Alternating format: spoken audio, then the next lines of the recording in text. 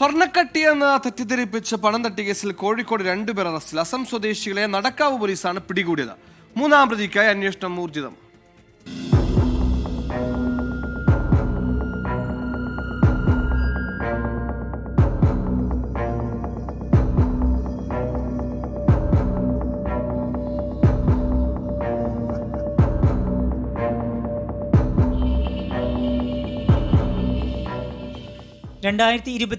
ജനുവരി 18-നാണ് കേസിനാസ്പദമായ സംഭവം. മലപ്പുറം കൊണ്ടോട്ടി സ്വദേശിയായ വ്യാപാരിയെ കബളിപ്പിച്ച് പണവുമായി യുവാക്കൾ മുങ്ങുകയായിരുന്നു.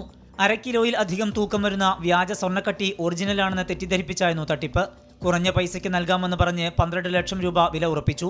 അതിന്റെ ആദ്യ ഗഡു 6 ലക്ഷം രൂപ കോഴിക്കോട് ബസ് സ്റ്റാൻഡിൽ വെച്ച് കൈമാറി. പിന്നീട് നാടുവിട്ട പ്രതികൾക്കായുള്ള അന്വേഷണത്തിലായിരുന്നു നടക്കാവ് പോലീസ്. പലതവണ മൊബൈൽ ഫോണുകളും സിമ്മുകളും മാറ്റി മുങ്ങി നടക്കുകയായിരുന്നു ഇജാസുൽ ഇസ്ലാമും റയീസുദ്ദീനും. മറ്റൊരു തട്ടിപ്പിനായി തൃശ്ശൂരിൽ എത്തിയപ്പോഴാണ് പിടിയിലായത്. സാധാരണ നടപടിക്രമത്തിന്റെ ഭാഗമായിട്ട് ദേഹപരിശോധന നടത്തിയപ്പോൾ അവരുടെ ബാഗിൻ്റെ അകത്ത് അന്ന് ചെയ്ത ആ സ്വർണ്ണക്കട്ടി പോലത്തെ ഒരു 500 ഗ്രാം തൂക്കമുള്ള ഒരു സ്വർണ്ണമാണെന്ന് വിചാരിക്കുന്ന തരത്തിലുള്ളൊരു ലോഹക്കട്ടി കിട്ടിയിട്ടുണ്ട്.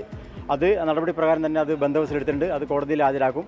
അപ്പോൾ അത് ഈ സ്വർണ്ണക്കട്ടി വീണ്ടും ഒരു ആരോപണ നമ്മളെ മലയാളികളാണെന്നല്ല കൂടുതൽ ആരോപണ പറ്റിക്കാൻ വേണ്ടി കൊണ്ടുവന്നായിരിക്കുന്നുള്ള അടിസ്ഥാനത്തിലാണ് സ്വർണ്ണത്തിൻ്റെ ഒരു അംശം അവർക്ക് പൊട്ടിച്ചു കൊടുക്കും. അവരുടെ മുമ്പ് തന്നെ അത് കുറച്ച് രാത്രിയാണ് നമ്മളിത് KSRTCൻ്റെ സമയത്ത് വെച്ച് കൊടുത്തത്. രാത്രി കൊടുത്തു. ആ കൊടുത്ത സ്വർണ്ണം അവർക്ക് പരിശോധിച്ചതിന് ശേഷം പൈസ കൊടുത്താൽ മതി.